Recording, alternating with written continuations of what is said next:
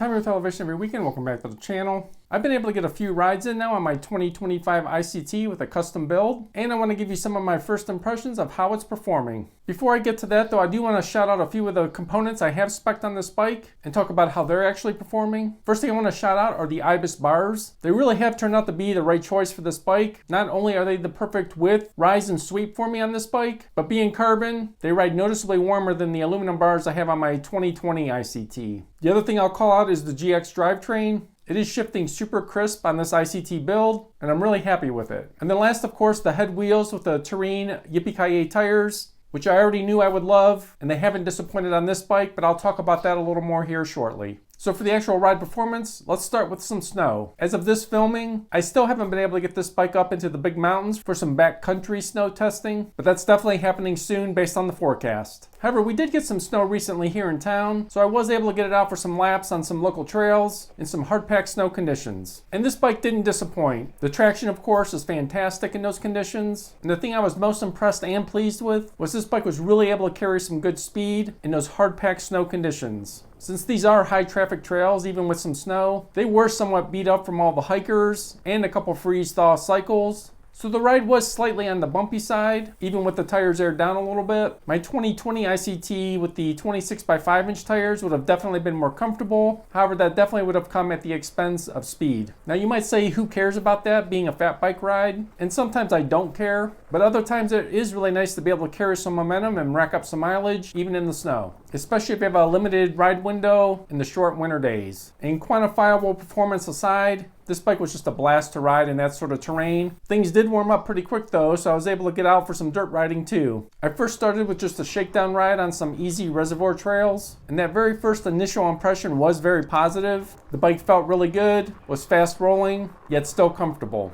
Because I did target this build to shave considerable weight, at least compared to my 2020 ICT, especially in the wheel and tire combination, it really does make the bike feel quite nimble and responsive, especially when you consider it's a steel frame fat bike. The bike spins up to speed really fast, and it does a great job carrying speed as well. The second dirt ride I did was actually on some more ambitious trails, and it really let me get a good feel for how the bike is performing, as these trails considered a good amount of climbing, and then obviously some descending, and the bike really soaked up the trails effortlessly. Even though it's not ultralight for a fat bike, it is still a very willing climber, and I'm really happy about that, as using this bike in the Rocky Mountain backcountry all summer is one of my main intentions for this build. On some of the embedded rocky terrain that I took the bike down, especially while descending at speed, the excellent rollover of the 27.5" wheels combined with the 4.3" Yippee-Ki-Yays was outstanding. This is really the type of riding that I think this bike will excel at, and the type of riding I intend to use this bike for the rest of 2025. And yes, while I'll certainly use it in the snow from time to time, because my 2020 ICT is targeted for snow riding and is so good at it, it would be my obvious preference there. However, having this bike being better at everything else means that's what I'll use it for. So this is just a quick video update, but there you have it. Thus far, I'm really satisfied with the performance and the ride quality outcomes. And again, beyond just the quantifiable aspects, the bike feels great, which makes me want to ride it even more. I'll have it up in the mountains for some backcountry snow riding soon though, just to see what it can really do up there.